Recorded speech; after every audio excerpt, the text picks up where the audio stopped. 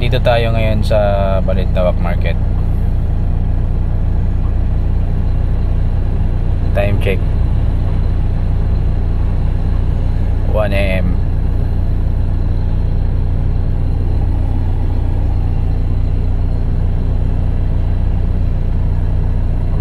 Bumili ng amalengke. Ito mga taxi o kanina pa naghihintay.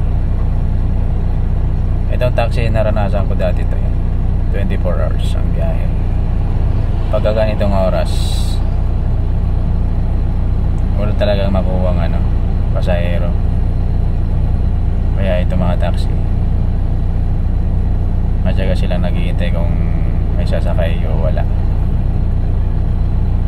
Mga taxi driver nakakaawa mga yan, naramdaman